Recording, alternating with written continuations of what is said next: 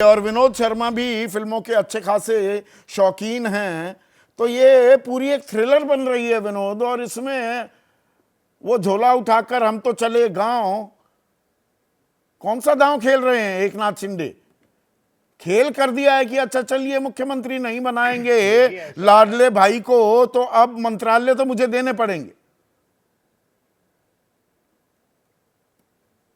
देखिए पहली बात तो ये है कि जैसे शायद दिबांग भी इशारा कर रहे थे, जो फडणवीस का विरोध है उसकी अपनी पार्टी के भीतर है, हम्म।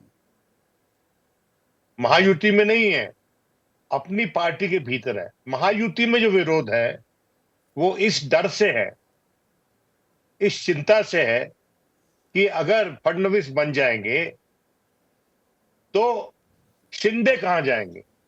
शिंदे और जो शिवसेना की लड़ाई है उद्धव ठाकरे वाली, उनको तो बड़ा हथियार मिल जाएगा कि इस आदमी ने जितवाया और अब घर बिठा दिया इसको, ये तो मुख्यमंत्री नहीं बनाया इसको। तो एक जो मराठा मुख्यमंत्री होना चाहिए वो ये नहीं बन सका इस इलेक्शन के बाद। और तीसरी बात कि शिवसेना शिंदे जो हैं वो मन से चाहते हैं कि मुख्यमंत्री बने, क्योंकि उनके नेतृत्व में भले ही बीजेपी जो मर्जी कहती रहे, जो जो लीडरशिप थी इलेक्शन के दौरान महायुति की, वो शिंदे की थी। और जो फडणवीस थे वो मराठाओं के लिए रेड रैग थे मराठाओं के लिए वो। और मेरा ये मानना है कि अंततोगत्वा जो केंद्र की राजनीति है उसमें संभावना है कि फडणवीस जो है वो बलि का बकरा बन जाए।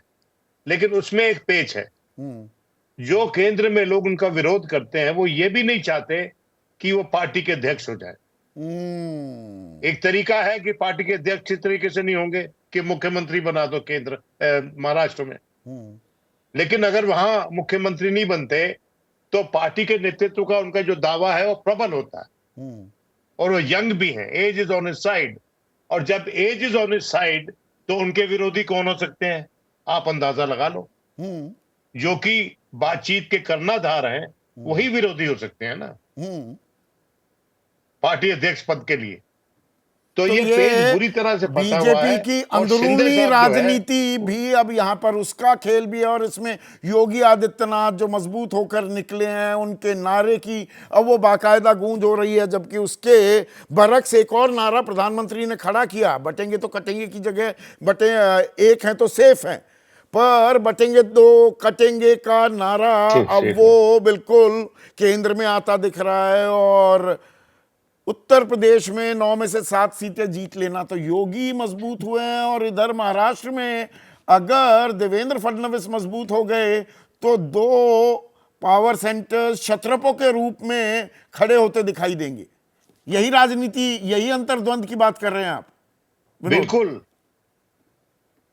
यही अंतर्द्वंद की बात है। और दूसरी बात यह है कि वो जो झोला उठा के चले गए हैं ये साइ वॉर है, साइकोलॉजिकल वॉर, ब्रिकमैनशिप है। देखिए सरकार बन सकती है अजीत पवार उनको और बीजेपी को मिलाकर, हाँ, कोई दिक्कत नहीं है, आसानी से बन जाएगी। लेकिन एक सेम्बलेंस ऑफ यूनिटी दिखाना बहुत जरूरी है कि शुरुआत में वो कहते हैं ना, वो हम बचपन में नर्सरी राइम में एक सीखा करते थे, रटाया गया था हमको कि friendship is like a china bowl, precious costly ware, if once broken can be mended again, but the crack is always there, the crack has come up. Crack आ गया है, अब इस क्रैक को छुपाएंगे कैसे, खूबसूरती से निपटाएंगे कैसे, ये देखना है इनकी इसको राजनीतिक मैं कला और कितनी आज प्रखर है। आज थोड़ी सी फिल्मी सी महफिल हो रही है,